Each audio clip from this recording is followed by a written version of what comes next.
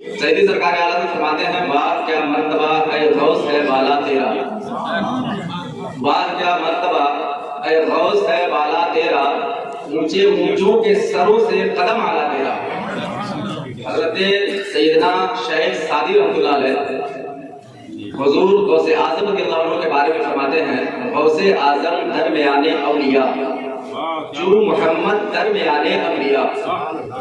सरकार गौसे आजम रज़ियल्लाहु अन्हु की शान ये है कि जिस तरह से प्यारे आका सल्लल्लाहु अलैहि वसल्लम हमारे और आपके नबी, जिसके आप फॉलोअर हैं, जिनका आप कलेमा पढ़ते हैं, हमारे और आपके नबी जिस तरह से नबियों में अजमत और शान वाले हैं, उसी तरह से सरकार गौसे आजम रज़ियल्लाहु अन्हु हजरत सैयदना हसन इमाम हसन अस्करी रहमतुल्लाह अलैह से लेकर के सैयदना इमाम मेहदी जो पूर्व क़यामत तशरीफ लाएंगे, पूरे जमाने में तमाम औलिया में उसी तरह से अज़र हुआ है। वाह क्या मर्तबा ऐ गौस है बाला तेरा, ऊंचे ऊंचों के सरों से कदम आला तेरा, और क्या दबे जिसपे हिमायत का हो पंजा तेरा।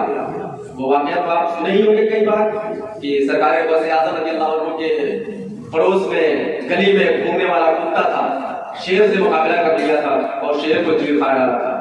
सैयदी सरकार हजरत उधर इशारा करके फरमाते हैं, क्या दबे जिसपे हिमायत का हो पंजा तेरा, शेर को खतरे में लाता नहीं कुत्ता तेरा, शेर को खतरे में लाता नहीं कुत्ता तेरा।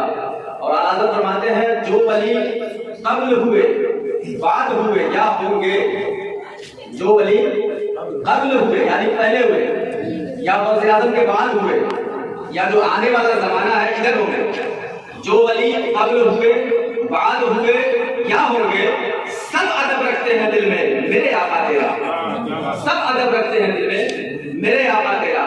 सैयदी सरकार गौसे आज़म रज़ियल्लाहु अन्हु से मंसूब ये महफिल जिसमें हम और आप शिरकत की सआदतें हासिल कर रहे हैं, आप खुशनसीब हैं कि ये मुबारक महफिल आपको मैसर आई है। ऐसी महफिलें जब मिले तो आप आया करें, महफिलों में बैठा करें, सुना करें। इससे जो फायदे हैं वो दुनियावी भी हैं और उखरवी भी हैं। दुनियावी फायदा तो ये है कि आप जब महफिलों में आया जाया करेंगे तो जो जरूरियात दीन है, जो आपके ईमान की कमजोरी है, वो ईमान की कमजोरी पुख्तगी में बदल जाएगा, आपका ईमान मजबूत और पुख्ता हो जाएगा। आपको जो जरूरियात दीन सीखनी है वो ऐसे ही महफिलों से आपको मिल जाया करेंगे और आप सीख लिया करेंगे। आप ये बात तो जानते हैं अच्छी तरह से, अल्लाह बड़ा करीम है और हर बंदे पे अपना करम करवाता है। अल्लाह बड़ा करीम है, हर बंदे पे अपना करम फरमाता है।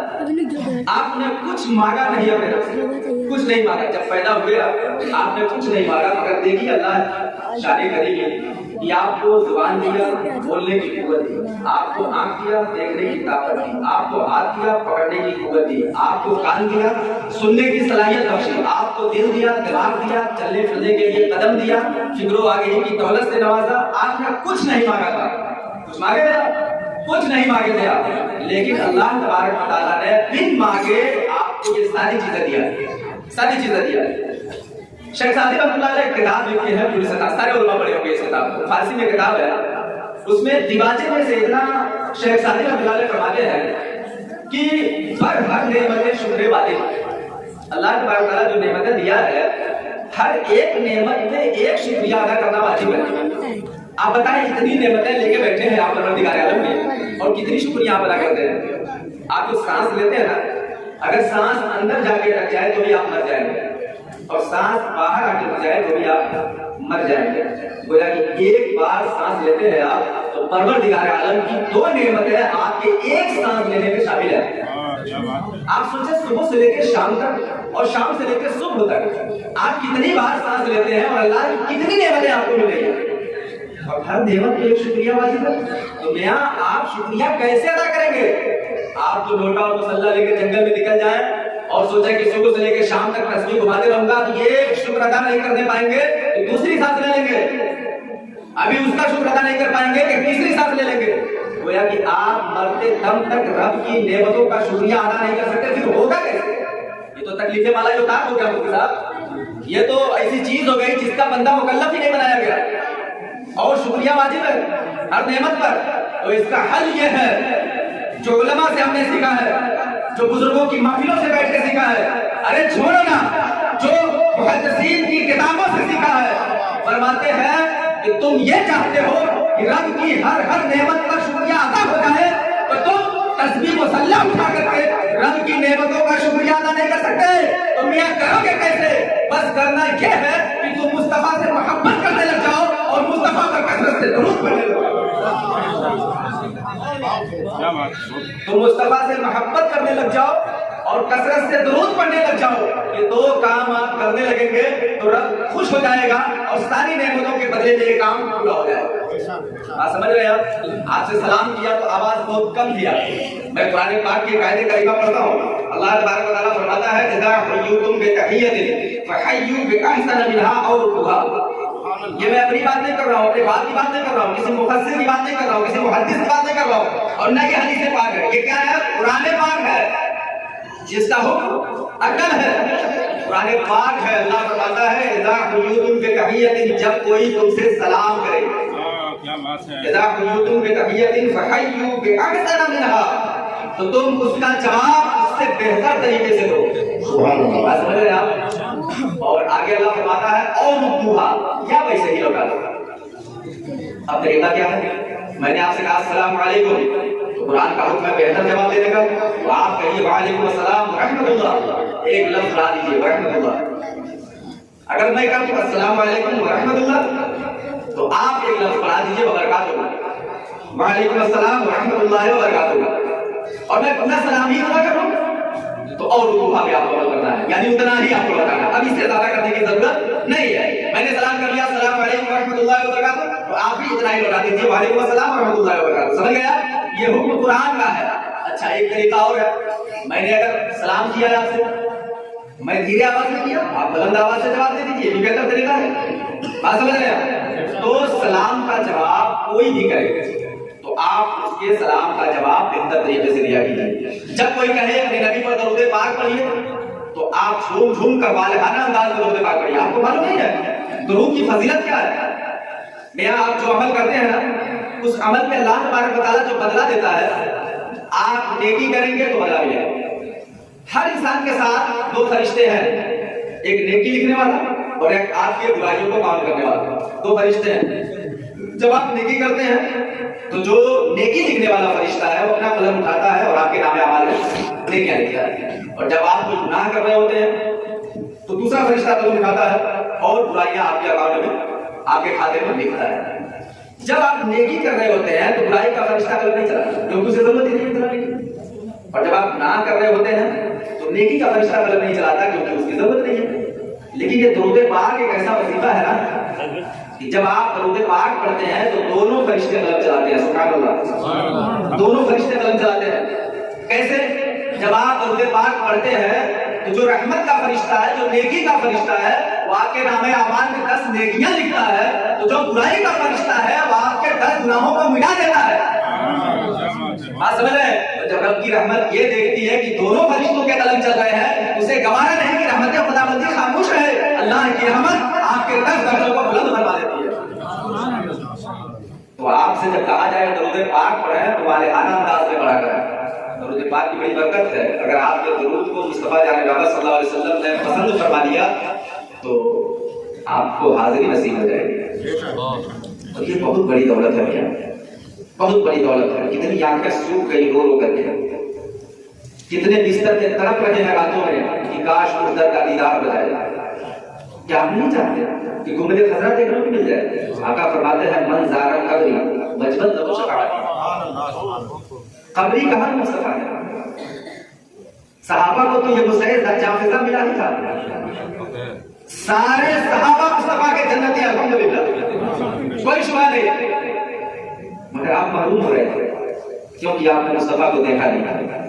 آپ صحابی نہیں تھے، آپ محروم ہو رہے تھے. اور مصطفیٰ تو آپ کے لیے رحمت بن کے آئے تھے، آپ کو محروم کیسے کر سکتے تھے؟ آقا نے فرمایا میاں جس نے دیکھ لیا وہ تو جنتی ہے ہی. میرے پردہ کر لینے کے بعد، لوگوں کے درمیان سے چلے جانے کے بعد بھی جو میرے قبر کی زیارت کر لے گا، محشر میں اس کی بھی شفاعت کروں گا. تو آپ خواہش کریں کہ مصطفیٰ آپ کو مدینہ بلائے، آپ کو مدینہ خضرا دیکھیں، اپنی ان گنہگار آنکھوں سے اس در پہ جائیں اور اس در کا دیدار کریں. آپ تمنا کریں، خواہش کریں. جب درود کی کثرت کریں گے آپ مصطفیٰ پسند فرمائیں گے آپ کی خوش نصیبی ہے، ورنہ نہ مصطفیٰ کو آپ کے درود کی ضرورت ہے نہ اللہ کو ضرورت ہے کہ آپ سے فرمائے۔ 70,000 صبح اور 70,000 شام اللہ کے فرشتے اس در پہ صرف اور صرف درود و سلام پڑھنے کے لیے آتے ہیں۔ اور ایک بات بتاؤ، جو فرشتہ ایک بار آ جاتا صبح قیامت تک وہ آرزو کرے گا کاش اس در پہ پھر جانا نصیب ہو جائے، مگر ون چانس پھر موقع نہیں ملے گا۔ یا آپ خوش نصیب ہیں، آپ ہیں جب چاہے مصطفیٰ پہ سلام پڑھیں، فجر میں چاہے سلام پڑھیں، ظہر میں چاہے سلام پڑھیں، عصر میں سلام پڑھیں، مغرب میں سلام پڑھیں، عشاء میں سلام پڑھیں، محفل میلاد میں سلام پڑھیں، جب چاہے مصطفیٰ پہ سلام پڑھیں، مصطفیٰ سنتے ہیں اور ان کی بارگاہ میں آ کر قبول ہوتا ہے، آپ کا سلام قبول ہوتا ہے۔ یہ آپ کی خوش نصیبی ہے۔ اعلیٰ حضرت فرماتے ہیں لاکھوں قدسی ہے کام خدمت پر، لاکھوں قدسی ہے کام خدمت پر، لاکھوں گردے مزار پھرتے ہیں، لاکھوں گردے مزار پھرتے ہیں۔ اور آپ جب چراغ جلاتے ہیں نا تو اس کے ارد گرد پروانے آتے ہیں، چونکہ یہ آپ کا جلایا ہوا چراغ ہے نا تو پروانے کیڑے مکوڑے ہوتے ہیں، آپ نے جلایا ہے، مگر وہ نور جو مدینہ میں منور ہے، جب اس طرح پہ نور کی قندیلیں جلتی ہیں تب کیا ہوتا ہے؟ آپ نے اپنی زبان میں سنا ہے، ہر چراغ مزار پر قدسی، ہر چراغ مزار پر قدسی، کیسے پروان نوار کیسے پروان نوار پھرتے ہیں۔ اور آپ کو یہ جو دولت ایمان مصطفیٰ کی محبت سے ملی ہے، یہ دولت بڑی عظیم ہے، اسے بڑی حفاظت سے آپ کو سنبھال کے رکھنا پڑے گا۔ ہر راستے پر چلیں گے تو یہ دولت لٹ جائے گی اور آپ کا ایمان برباد ہو جائے گا، پھر سارا کیا تھا جتنی عبادتیں ہیں سب بیکار ہو جائیں گی۔ تو حضرت نصیحت کرتے ہوئے فرماتے ہیں کہ ہر راستے پر اگر چلو گے تو چور بیٹھے ہوئے ہیں، رحمان بیٹھے ہوئے ہیں، کہیں بھی دولت ایمان لوٹ لیں گے، انسانی شکل میں بھی اور شیطانی شکل میں بھی، دونوں صورت میں بیٹھے ہوئے ہیں تو لوٹ لیں گے، اس لیے ان سے اپنے ایمان کی حفاظت کرنا۔ حضرت فرماتے ہیں بائیں راستے نہ چل مسافر سن، بائیں راستے نہ چل مسافر سن، مال ہے راہ مار پھرتے ہیں، مال ہے راہ مار پھرتے ہیں، اور ہائے غافل وہ کیا جگہ ہے جہاں، ہائے غافل وہ کیا جگہ ہے جہاں، پانچ جاتے ہیں چار پھرتے ہیں، پانچ جاتے ہیں چار پھرتے ہیں۔ اللہ فرماتا ہے الا ان اولیاء اللہ لا خوف علیہم ولا هم يحزنون، خبردار اللہ کے ولیوں کو نہ کسی چیز کا خوف ہے نہ کسی چیز کا غم۔ آج جو محفل آپ منعقد کیے ہیں یہ محفل سارے ولیوں کے ولی، سارے ولیوں کے سردار، سارے غوثوں کے غوث، پیرے پیرا میرے میرا شاہ شاہ شاہ جیلا حضور سیدنا شیخ عبد القادر جیلانی بغدادی بڑے پیر رحمۃ اللہ علیہ سے منسوب یہ محفل ہے۔ آپ جانتے ہیں ایک ولی کی طاقت اور قوت کیا ہوتی ہے؟ اولیاء جو کرامتیں دکھلاتے ہیں یا ان سے جن کرامتوں کا صدور ہوتا ہے نا، یہ ساری کرامتیں حق ہیں۔ کرامت کرتے کسے ہیں؟ جن چیزوں سے عقل حیران ہو جائے، عقل جس چیز کو آپ دیکھیں تسلیم نہ کرے، وہ چیز کرامت کہلاتی ہے۔ اگر نبی سے ہو تو معجزہ، اور نبی کے بعد دوسرے بندوں سے ہو یعنی ولیوں سے ہو، دوسرے بندوں مطلب صرف ولی، تو وہ کرامت۔ اور کوئی جادو نہ کرے تو ایسا بھی تو ہو سکتا ہے نا، آپ دیکھتے ہیں جادوگر آتا ہے گلا کاٹ دیتا ہے بچے کا، دھول اٹھاتا ہے سیدھا بنا دیتا ہے، تو یہ کرامت نہیں ہے، یہ شوگلا بازی ہے، شخصیت سے یہ بدل رہا ہے۔ نبی کرے تو معجزہ، کیونکہ وہ قوت پروردگار عالم کی خاص عطا کردہ قوت ہے۔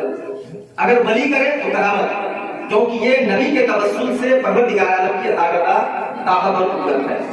آپ دیکھیں حضرت سیدنا عیسیٰ علیہ السلام بھی مردہ زندہ فرمائے تھے، ہے نا؟ عیسیٰ علیہ السلام کو روح اللہ کہتے ہیں نا، آپ مردہ زندہ فرمائے تھے۔ بغداد کی سرزمین پر سرکار غوث اعظم بھی مردہ زندہ فرمائے ہیں، صحیح ہے نا؟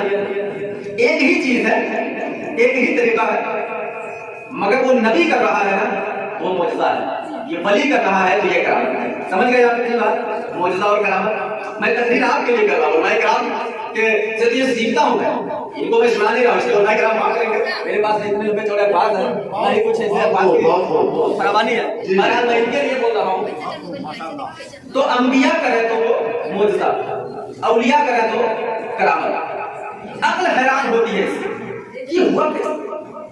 یہ ہوا کیسے؟ اور یہ جو تقریر کی محفل آپ سجائے نا، یہ رسم نہیں ہے، یہ رسمت نہیں ہے، یہ انبیاء کی سنت ہے۔ یہی وجہ ہے کہ اللہ کے نبی نے فرمایا العلماء ورثۃ الانبیاء، میری امت کے علماء انبیاء کے وارث ہوں گے۔ انبیاء کے وارث مطلب کیا کھیتی باڑی انبیاء کر لیں گے؟ نہیں، ان کے علوم کی وراثت میں ملے گی، اور جس طرح وہ تبلیغ دین کے لیے واعظ کیا کرتے تھے، اس طرح سے یہ بھی واعظ کیا کریں گے۔ ادعو الی سبیل ربک بالحکمۃ والموعظۃ الحسنہ، اے لوگوں تم اپنے رب کے دین کی طرف لوگوں کو حکمت سے بلاؤ، اور حکمت کے ساتھ میٹھے بول سے بلاؤ، اچھی باتیں کر کے لوگوں کو بلاؤ، ڈانٹ ڈپٹ کے نہیں، دوسرے اخلاق کے ساتھ لوگوں کو بلاؤ۔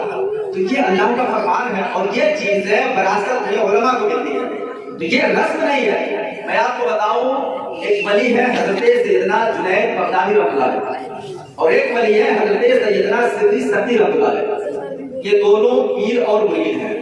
حضرت جنید بغدادی مرید ہیں، اور حضرت سیدنا سری ستی رحمۃ اللہ علیہ آپ کے پیر ہیں، اور پیر بھی ہیں اور غالباً ماموں بھی ہیں۔ بات سمجھ رہے ہیں؟ کچھ دنوں میں کہا کہ جنید تم تقریر کیا کرو، حضرت جنید بغدادی نے کہا میرے بس کی بات نہیں، میں تقریر تو نہیں کر پاؤں گا۔ تو انہوں نے کہا یار میں ایک ہی شاگرد پر بنایا اور بھی تقریر نہیں کرتا ہے۔ تو اتفاق سے ایک دن ان کے خواب میں حضور سرور عالم صلی اللہ علیہ وسلم تشریف لائے، سبحان اللہ، حضور خواب میں تشریف لائے، یہ معمولی بات نہیں ہے۔ آقا فرماتے ہیں من رہا فی المنام فقد رہا، جس نے مجھے خواب میں دیکھا وہ خواب میں نہیں حقیقت میں دیکھا، سبحان اللہ۔ کیونکہ آپ کے خواب میں میری صورت میں شیطان جا سکتا ہے، میرے خواب میں آپ کی شکل میں شیطان آ سکتا ہے۔ کائنات میں ایک ذات ہے سرور عالم صلی اللہ علیہ وسلم کی اور دیگر انبیاء اکرام کی، جو اللہ کے مخصوص ایسے بندے ہیں یہ کہ شیطان ان کی صورت اختیار نہیں کر سکتا۔ آقا فرماتے ہیں کہ جس نے مجھے خواب میں دیکھا، من رہا فی المنام فقط رانی، اس نے سمجھ لو حقیقت میں مجھے دیکھ لیا۔ جنید بغدادی کے خواب میں مصطفیٰ ہے، اور مصطفیٰ آئے تو کہا تقریر کیا کرو۔ جنید بغدادی نے کہا حضور جب آپ نے فرما دیا اب میں تقریر کروں گا، لیکن جنید بغدادی رحمۃ اللہ علیہ کے خواب میں مصطفیٰ ہے۔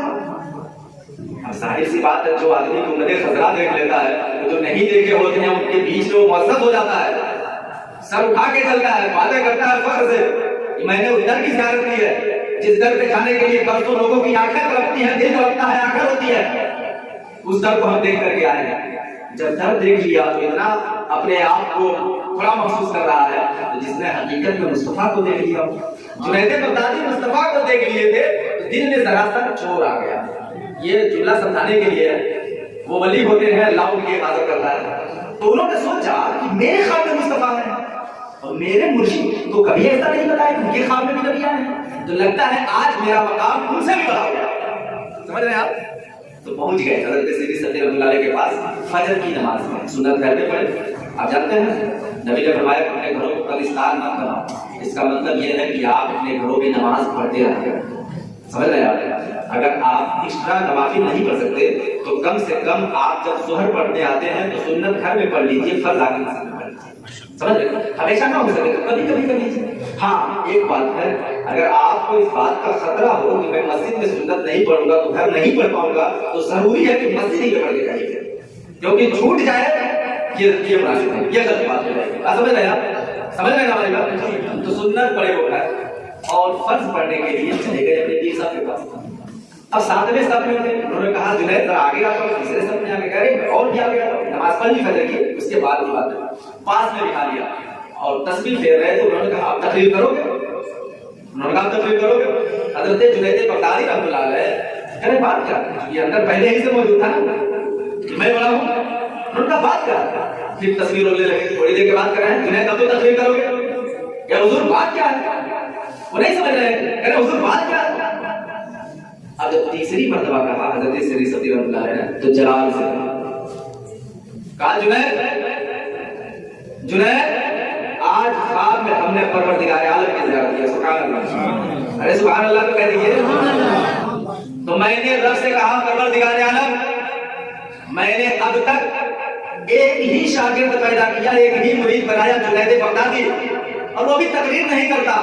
اگر تیرے محبوب کا کرم ہو جائے تو وہ تقریر کرنے لگ جائے. جب اتنا سنا حضرت جنید بغدادی نے قدموں میں گر گئے اور کہا حضور اب مجھے سمجھ میں آیا کہ اگر مجھے خواب میں زیارت مصطفیٰ ہوا ہے وہ بھی میرے پیر کی دعا سے, وہ بھی میرے مرشد کے دعا سے ہوا ہے. یہ تقریر کوئی معمولی چیز نہیں ہے. یہ میں نے اس لیے سمجھایا سرکار غوث اعظم رضی اللہ عنہ بھی تقریر نہیں کرتے تھے, آپ بھی تقریر کرتے تھے. تو پھر جب آپ تقریر نہیں کرتے تھے تو آپ کے خواب میں مصطفیٰ تشریف لائے اور آپ کے منہ کو کھلوا کر کے 7 مرتبہ اپنا والد نے ڈالا. سبحان اللہ. اور کہا بیٹا تقریر کیا. کیونکہ انہوں نے کہا حضور یہ عربی دان ہے, وہ ان کے بیچ میں کیسے تقریر کروں گا؟ تو حضور نے والد نے ڈالا. دوسرے دن مولا علی آئے تو انہوں نے ان کے منہ کھلوا کر کے اپنا والد ڈالا. اس کے بعد سے غوث اعظم تقریر کرنے لگے. اب تقریر کی نوعیت کیا ہوتی ہے؟ کیا ہوتی ہے؟ چھوٹی سی مسجد میں تقریر ہونے لگی, وہ مسجد بھر گئی, بڑی مسجد میں گئے, وہ مسجد بھر گئی, جامع مسجد, عیدگاہ میں چلے گئے, اتنے لوگ آنے لگے عیدگاہ میں. حضرت ملا علی قاری رحمۃ اللہ علیہ لکھتے ہیں کہ آپ کی محفل میں ایک وقت میں 70,000 لوگ ہوا کرتے تھے. سبحان اللہ. 70,000. آپ 50 ہوں گے, 50 کو سنانے کے لیے لاؤڈ اسپیکر لگایا ہے, 3 ساؤنڈ دکھ رہا ہے مجھے, اوپر بھی ہارڈ لگا ہوا ہے گاؤں والوں کو سنانے کے لیے. اس وقت تو اس کا ایجاد بھی نہیں ہوا تھا. ہندی پڑھنے والے کالج کے پڑھنے والے بچے ہوں گے وہ جانتے ہوں گے لاؤڈ اسپیکر کا ایجاد کب ہوا. ایجاد بھی نہیں ہوا تھا. 70,000 کے مجمع میں سرکار غوث اعظم منہ سے بولتے تھے, مائک نہیں تھا. اور کرامت غوث اعظم ملاحظہ کیجیے جتنے آواز میں اگلا بندہ سنتا تھا اتنے ہی آواز میں پچھلا بندہ بھی سنا کرتا تھا. 70,000 کے مجمع میں سرکار غوث اعظم بولتے تھے, اتنے ہی انداز میں اور آواز میں پچھلا بندہ بھی سنا کرتا تھا. یہ غوث اعظم کی کرامت ہے. اور آپ بولتے تھے تو کہتے تھے الحمدللہ. دیکھیے کبھی تقریر کرتے ہیں 2 بار کہتے ہیں, ایک بار کہتے ہیں الحمدللہ, خاموش ہو جاتے ہیں, پھر کہتے ہیں الحمدللہ رب العالمین. کہتے ہیں نا کبھی آپ نے غور کیا, ابھی نہیں کیا ہوں گے تبھی کر لیجیے گا. میرے بارے میں کئی تقریر ہو رہی ہے, مفتی اظہار صاحب ہے, علامہ برکت صاحب اللہ ہے, ابھی سنے گیا. جانتے ہیں کیا ہے یہ سنت غوث اعظم. سرکار غوث اعظم رضی اللہ عنہ جب کہتے تھے ایک مرتبہ الحمدللہ تو گویا کہ وہ منادی کرتے تھے پوری دنیا سے کونے کونے, جس بھی کونے میں جو غریب ہوتا تھا یہ آواز اس کو پہنچتی تھی. پھر وہ رب کی عطا کرتا قوت اور طاقت سے وہاں سے پرواز کرتا تھا, اڑتا تھا اور غوث اعظم کی محفل میں آتا تھا. جب وہ آ جاتا تھا پھر دوبارہ کرتے تھے الحمدللہ رب العالمین. آپ سمجھ گئے آپ اس کی حکمت کیا ہے؟ ایک مرتبہ الحمدللہ کرتے تھے تو سارے اولیاء کو خبر ہو جاتی تھی کہ غوث اعظم تقریر کرنے والے ہیں. سب اپنی کے کیسے چل پڑتے تھے, جب سب آ جاتے تھے پھر کہتے تھے الحمدللہ رب العالمین. یہ غوث اعظم کی سنت ہے. سمجھ رہے ہیں آپ, یہ تقریر رسم نہیں ہے, یہ غوث اعظم کی سنت ہے. اور آپ کا طریقہ ہے, آپ تقریر کیا کرتے تھے. بڑے بڑے علماء, بڑے بڑے مفسر, بڑے بڑے محدث آپ کی محفل میں بیٹھتے تھے جب آپ تقریر کیا کرتے تھے اور قرآن آیتوں کی جب تشریح اور تفسیر کرتے تھے تو علماء کرام قلم اور کاغذ لے کر بیٹھا کرتے تھے. آپ کی تفسیر جو آپ فرماتے تھے اسے وہ غور سے سنتے اور لکھا کرتے تھے. سبحان اللہ. کہتے تھے اس طرح کی تفسیر تو میں نے کبھی سنا ہی نہیں, اس طرح کی باتیں تو کبھی میں نے جانا ہی نہیں جو غوث اعظم کی زبان سے نکلا کرتے تھے. آپ 55 سال تک علم حاصل کرتے رہے. 55 سال یہ معمولی چیز نہیں ہے, یہ معمولی چیز نہیں ہے. علم دین سیکھنے کے لیے گھر سے نکل گئے آپ اور راستے میں اگر موت آ گئی تو آپ شہید ہیں, آپ شہید ہیں. بستہ لے کر کے مدرسے میں آنا, مولوی صاحب کے سامنے بوریا بچھا کے بیٹھنا صرف یہی علم دین سیکھنا نہیں ہے. اگر آپ ابھی گھر سے آئے ہیں اور اس نیت سے آئے ہیں کہ میں جا رہا ہوں محفل پاک میں, وہاں علم سیکھوں گا, جو علماء سے سنوں گا اسے یاد کروں گا اور سیکھوں گا, یہ بھی علم سیکھنا ہے. بات سمجھ رہے ہیں؟ یہاں بھی آپ کو ثواب ملے گا، ثواب ملے گا۔ تو سرکار غوث اعظم رضی اللہ عنہ 55 سال تک علوم دین حاصل کرتے رہے۔ اور آپ یہ مت جانیے کہ صرف غوث اعظم ایک پیر تھے، نہیں، صرف پیر نہیں تھے، بہت بڑے عالم تھے، بہت بڑے محدث تھے، بہت بڑے مفسر تھے، بہت بڑے فقیہ تھے۔ چونکہ کرامتیں اتنی بیان ہوئی کہ لوگ صرف اتنا سمجھے کہ وہ پیر ہیں، وہ صرف کرامتی پیر ہیں، نہیں، وہ بہت بڑے عالم بھی ہیں، وہ بہت بڑے علامہ بھی ہیں، بہت بڑے محدث بھی ہیں۔ سرکار غوث اعظم صرف کرامت ہی کے مالک نہیں تھے۔ آپ پڑھا رہے تھے بچوں کو، تعلیم دے رہے تھے، بچے بیٹھے بیٹھے ہاتھ بڑھائے، گیلا ہو گیا۔ تو بچوں نے پوچھا، طالب علموں نے، شاگردوں نے، حضور یہ کیسے گیلا ہو گیا؟ بارش ہوئی نہ کہیں پانی ہے، کچھ نہیں، گیلا کیسے ہو گیا؟ آپ نے کہا خاموش ہوئے تو تم پڑھائی کرو۔ خاموش ہو گئے تو زیادہ کی بارگاہ میں زیادہ لوگ شاید نہیں کر سکتے تھے۔ جیسی بارگاہ ہوتی ہے نا ویسے ہی شاگرد ہوتے ہیں، جتنے بڑے عالم ہوتے ہیں ویسا ہی شاگرد پیدا ہوتے ہیں۔ بات سمجھ رہے ہیں؟ غوث اعظم کی بارگاہ میں جن کی محفل میں بیٹھنے والے تقریر سننے کے لیے جو بیٹھتے تھے اکثر اس میں ولی ہو جایا کرتے تھے۔ ایک جگہ میں نے پڑھا سب ولی ہو جاتے تھے۔ بات سمجھ رہے ہیں؟ تو آپ کے شاگرد ایسے گہرے شاگرد تھوڑی تھے۔ سرکار غوث اعظم نے کہہ دیا چپ ہو گئے۔ تھوڑی دیر میں ایک قافلہ آیا، انہوں نے خوب غوث اعظم کی تعریف کی، کہا حضور آپ نے مجھے بچا دیا، کشتی ڈوب رہی تھی، میں نے پکارا، ہم لوگوں نے پکارا یا غوث المدد، تو آپ نے ہاتھ بڑھا کر کے ہماری کشتی کو نکال دیا۔ سبحان اللہ۔ آپ حیران ہے کیا؟ اس بات سے حیران ہو رہے ہیں؟ یہ کرامت وہیں سے ہاتھ بڑھا کر کشتی نکال دی۔ خیر آپ تو سنی صحیح العقیدہ ہے، آپ تو غوث اعظم کے ماننے والے ہیں، آپ کے بیچ میں بات کر لینا تو آسان ہے کیونکہ آپ ان کے دیوانے ہیں، ہمیں کا جواب کر دیں۔ لیکن اگر خیروں کی محفل میں آپ کہیں گے تو تسلیم کرے گا؟ بد مذہب اگر ہو جو غوث اعظم بھی کو نہیں مانتا تو غوث اعظم کی کرامت مانے گا؟ نہیں مانے گا۔ تو پھر منوائیں گے کیسے آپ؟ اس سے کہیے کہ تم غوث اعظم کی کرامت نہیں مانتے ہو تو تم قرآن پڑھو۔ سورہ نمل، حضرت سیدنا سلیمان علیہ السلام نے کہا کہ تخت بلقیس لانا ہے۔ سمجھ رہے ہیں؟ ایک جن کھڑا ہوا، اس نے کہا حضور میں لاؤں گا۔ سلیمان علیہ السلام نے کہا کب تک؟ اس نے کہا حضور یہ مجلس برخاست ہونے سے پہلے لاؤں گا۔ سرکار سلیمان علیہ السلام نے کہا نہیں، مجھے اور بھی جلدی چاہیے۔ پھر اس میں سے ایک شخص تھا، عندہ علم من الکتاب، قرآن کہتا ہے ان کے پاس کتاب کا تھوڑا علم تھا۔ علم ہے، نگرہ ہے، نگرہ لفظ، تھوڑا علم تھا، وہ کتاب کا علم نہیں تھا، علم من الکتاب، کتاب کا تھوڑا علم تھا۔ اس نے کہا حضور میں لاؤں گا۔ سلیمان علیہ السلام نے کہا کب تک؟ اس نے کہا حضور پلک جھپکنے سے پہلے لاؤں گا۔ سبحان اللہ۔ پلک جھپکنے نہیں پائے تھے آپ کے، تخت آ گیا، تخت بلقیس آ گیا، 40 ہاتھ چوڑا، 40 ہاتھ لمبا، 50 لوگ مل کے نہیں اٹھا سکتے تھے، 7 یا 8 دروازوں میں مقفل تھا۔ سارے دروازوں کے بیچ سے پلک جھپکنے سے پہلے وہ کون سی قوت تھی؟ حضرت سلیمان، مفسرین کرام کا نام بتاتے ہیں آصف بن برخیا، قرآن میں تو نام نہیں مگر مفسرین کرام فرماتے ہیں ان کا نام آصف بن برخیا تھا۔ آصف ابن برخیا جو سلیمان علیہ السلام کے امتی سے ان کے صحابی ہیں، ان کے امتی ہیں، ان کے پاس ان کی کتاب کا تھوڑا ہی تھا۔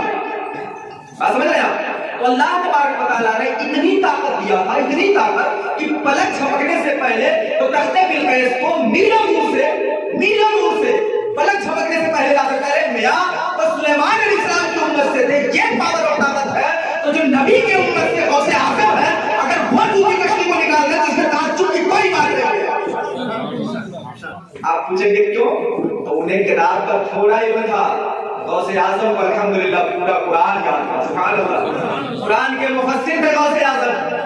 تو جنہیں تھوڑا علم تھا اللہ نے اتنی قوت دی تھی، تو جنہیں پوری کتاب کا علم تھا انہیں اللہ کتنا طاقت دے گا، کتنی طاقت دے گا، کتنی قوت دے گا۔ اس لیے انکار کرنے والوں کو قرآن سے بتائیے، قرآن سے بتائیے کہ یہ کرامت ہے کہ ہم من گھڑت بیان نہیں کرتے۔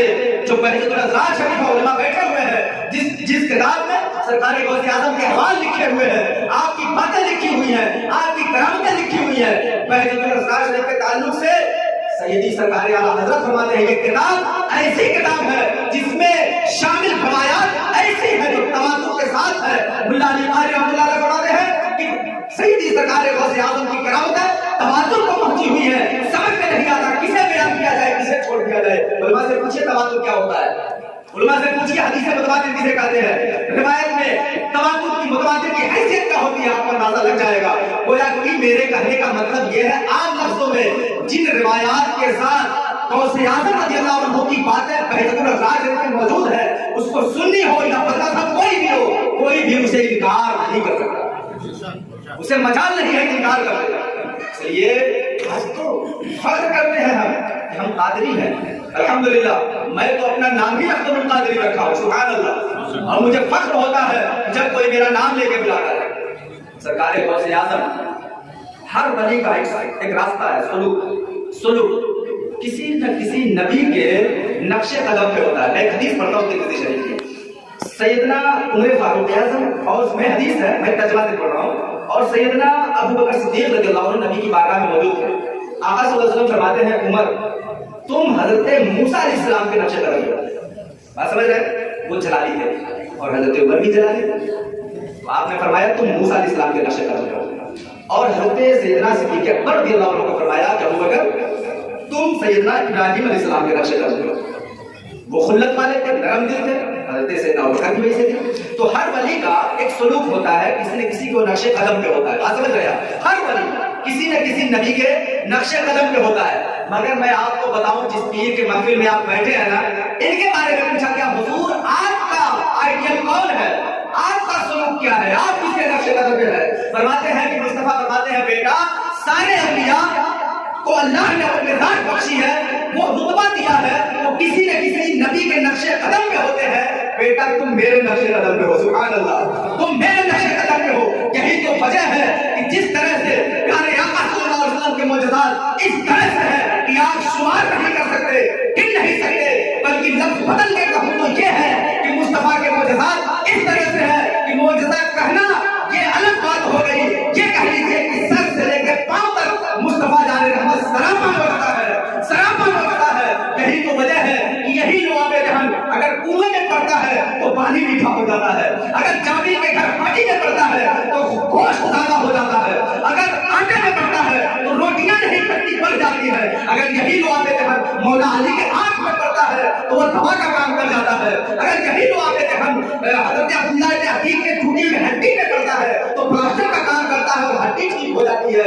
अगर सरापा मौजूदा न होते, सिर्फ थूक मौजूदा होता, मेरा थूक मौजूदा होता, सिर्फ लुआब मौजूदा होता तो एक ही काम होता, उस थूक से जहां डाला जाता, जो काम लिया जाता वही काम होता। मगर थूक सिर्फ मौजूदा नहीं था, प्यारे आका का सरापा मौजूदा थे। एक का एक चीज से जितना काम करना चाहते थे मुस्तफा कर सकते थे और अल्लाह तबारक व तआला उसे पूरा कर देता। इसलिए मुस्तफा सरापा मौजूदा है। अगर मुस्तफा सरापा मौजूदा है और उनके मौजूदात गिने नहीं जा सकते, गौसे आज़म सरापा करामत है, सुभान अल्लाह, सरापा करामत है, क्योंकि सुलूक मुस्तफा जाने रहमत के नक्शे कदम पे है। तो आप सरापा करामत है, इतनी करामत है कि आप उनको शुमार नहीं कर सकते। मगर औलिया से पूछा गया, उनसे पूछा गया कि सबसे बड़ी करामत क्या है, सबसे बड़ी करामत वली की क्या है? तो हजरत जुनैद बगदादी रहमतुल्लाह अलैह फरमाते हैं कि सबसे बड़ी करामत ये है कि दीन पर इस्तिकामत हो जाए, सुभान अल्लाह, दीन पर इस्तिकामत ये सबसे बड़ी करामत है। अगर पाबंदी के साथ दीन पर बंदा कायम हो गया तो समझ जाए कि सबसे हर वली से करामत हो, जरूरी नहीं है, लेकिन इस्तिकामत नहीं है तो फिर कोई करामत काम देने वाली नहीं है, फिर वो करामत नहीं है। दीन पर इस्तिकामत बहुत अहम है। जो औलियाए कराम होते हैं उनकी शान अलग है। और गौसे आज़म जो है सैयदना इमाम हसन अस्करी रहमतुल्लाह अलैह से लेकर के कुर्बे क़यामत में जो सैयदना इमाम मेहदी रहमतुल्लाह अलैह तशरीफ लाएंगे, उतने पूरे ज़माने में सरकार गौसे आज़म का कोई बल्ला है न कोई हो सकता। आप फरमाते हैं कदमी हादी अला रहमति कुल्ली वलील्लाह, मेरा ये कदम तमाम औलिया अल्लाह के कदम पे है। बताएं, आपसे पूछा गया कि आपकी वलायत में शान क्या है, आपका मकाम क्या है? गौसे आज़म फरमाते हैं तुम मेरी शान पूछते हो, मेरा मकाम पूछते हो, मेरा जब तक मैं अपने कदमों से ठोकर न लगाऊं कोई वली नहीं बनता, सुभान अल्लाह, कदमों की ठोकर न लगाऊं, गोया कि कोई वली बने और सरकार गौसे आज़म रज़ियल्लाहु अन्हु मोहर न लगाए तो वो वली नहीं हो सकता। गौसे आज़म की बारगाह में पहुंच करके वो वली होता है। आप फरमाते हैं मैं पूरी दुनिया को ऐसे देखता हूं जैसे हथेली पर राई का दाना रखा हुआ, सुभान अल्लाह, ये गौसे आज़म है, یہ پاور ہے غوث اعظم کی، یہ طاقت ہے، یہ قوت ہے. آپ بس مردہ نہ ہو، آپ ایسے پیر کے ماننے والے. غوث اعظم فرماتے ہیں کہ اگر کوئی شخص صرف مجھ سے منسوب ہے، مجھ سے مرید نہیں، صرف نسبت لگاتا ہے کہ وہ قادری ہے. غوث اعظم فرماتے ہیں کہ کل میدان محشر میں جب مجھے مصطفیٰ جان رحمت میرے نانا جب مجھے اتنے شفاعت دے دیں گے تو ہر نسبت لگانے والے کو میں چن چن کر کے پکڑ کر بخشواؤں گا اور جنت میں ڈالوں گا. سرکار غوث اعظم فرماتے ہیں میرا مرید مجھ سے منسوب جو بھی اپنے آپ کو قادری کرتا ہے اسے اس وقت تک موت نہیں آئے گی جب تک اسے توبہ نہ نصیب ہو جائے، کلمہ نہ نصیب ہو جائے. یہ کتنی بڑی دولت ہے یار. خود کو قادری کرنے میں فخر محسوس کرو، قادری کہو اور دعا کرو اعلیٰ حضرت کی زبان میں. پروردگار عالم قادری کر، قادری رکھ اور قادری کو بے اٹھا. قادری کر، قادری رکھ، قادری کو بے اٹھا. قدر حق قادر قدرت تمہاں کے واسطے دعا کرے کہ پروردگار عالم آپ کو قادری بنا کے رکھے، قادریت کی شان کے ساتھ رکھے اور قادریت سے آپ کا خاتمہ ہو. اور آپ قادری ہیں الحمدللہ. کسی بھی چیز سے آپ مرید ہو، کسی بھی پولیس سے مرید ہو، آپ کو جب یہ سب مرید کرتے ہیں نا اسی وقت کہتے ہیں کہ کہو میں نے اپنا ہاتھ غوث اعظم کے ہاتھ میں دیا. یہ لفظ کہتے ہیں نا. حضور مفتی اعظم رحمۃ اللہ علیہ اعلیٰ حضرت کے صاحبزادے مرید کر رہے تھے، انہوں نے ایسے ہی کہا کہو میں نے اپنا ہاتھ غوث اعظم کے ہاتھ میں دیا. سبحان اللہ. تو ایک بندہ کھڑا ہو گیا، اس نے کہا حضور ابھی آپ نصیحت کر رہے تھے کہ نمازیں پڑھنا، جھوٹ مت بولنا، غیبت مت کرنا، چوری مت کرنا. اس نے آپ نے بھی کہا تھا جھوٹ مت بولنا اور غوث اعظم تو دکھ نہیں رہے اور آپ کہہ رہے ہیں میں نے غوث اعظم کے ہاتھ میں ہاتھ دیا. جھوٹ تو آپ ہی بول رہے ہو. آپ سمجھ رہے ہیں؟ سمجھ رہے بات. سرکار مفتی اعظم رحمۃ اللہ علیہ کو جلا لگا اور انہوں نے کہا آنکھیں بند کرو. بند کیا، آنکھ کھول دو. جب لوگوں نے کھولا تو دیکھا سامنے مفتی اعظم ہند نہیں سرکار غوث پاک بیٹھے تھے. سبحان اللہ. جن کا سلسلہ منقطع نہیں ہوتا، غوث اعظم تک پہنچتا ہے جس بھی پیر کا، تو پھر وہ کہتا ہے نا کہ میں نے اپنا ہاتھ غوث اعظم کے ہاتھ میں دیا تو وہ جھوٹ نہیں بول رہا ہوتا ہے. اس کا سلسلہ اتنا مضبوط ہوتا ہے، کڑی اتنی مضبوط ہوتی ہے کہ گویا کہ غوث اعظم وہاں سے ہاتھ پسارے ہوتے ہیں، آپ کی دستگیری کر رہے ہوتے ہیں اور آپ ان کے ہاتھ میں مرید ہو گئے ہوتے ہیں. آپ سمجھ رہے ہیں؟ سرکار غوث اعظم سے نسبت مضبوط کیجیے، آپ ان کی غلامی میں رہیے، اپنے آپ کو غوث اعظم کا دیوانہ بنائیے. آپ کی جب یہ 11ویں آئے آپ کے نام سے، 11ویں شریف کے نام سے آپ غریبوں یتیموں کی مدد کیجیے. اور ایک بات بتاؤں، یہ مدد بہت پرانی چیز ہے، کاجیا میرے دماغ میں آیا. جانتے ہیں یہ 10 روپیہ 20 روپیہ 50 روپیہ 100 روپیہ لوگوں کو دے کر کے اس کا پیٹ بھی نہیں بھرتا، آپ کا بھی ہو جاتا، آپ کی کھانے والے ہو جاتے، پہلے انتظار کیا میں نے، یہ سب بیکار کی ہو گئی ہے. اب اس کی ضرورت نہیں ہے، ہر آدمی کا پیٹ ابھی بھر رہا ہے. آپ اب اس طرح انتظام رکھ لیا کیجیے. آپ چند لوگ مل کر کے، جیسے ابھی ایک نوجوان کمیٹی نے مل کے کمرہ جلسہ کیا، الحمدللہ بہت خوشی ہوئی اور ان کے جذبے کو، ان کے حوصلے کو میں سلام پیش کرتا ہوں کہ انہوں نے اپنے دمخم سے پوری محنت اور کوشش کر کے مولانا حضرت نے بتایا برابر چرچا ہوتی رہتی ہے کیونکہ میرے دوستوں میں سے یہ لوگ ہیں، تو انہوں نے بتایا کہ ان کی محنتیں کافی رنگ لاتی ہیں، ہمیشہ اس طرح سے محنتیں کرتے رہتے ہیں. نوجوان کمیٹی کے لوگ جو ہیں اللہ تبارک و تعالیٰ ان کو اس کا صلہ دے، بدلا دے، دنیا اور آخرت دونوں جگہ یہ بدلا کے بہتر ہے. معاشر میں آپ صلی اللہ علیہ وسلم کی شفاعت نصیب ہو، غوث اعظم رضی اللہ عنہ کی دیوانگی میں مل جائے اور جتنے یہ نوجوان لوگ ہیں سب کو اللہ تبارک و تعالیٰ اپنے پناہ میں رکھے.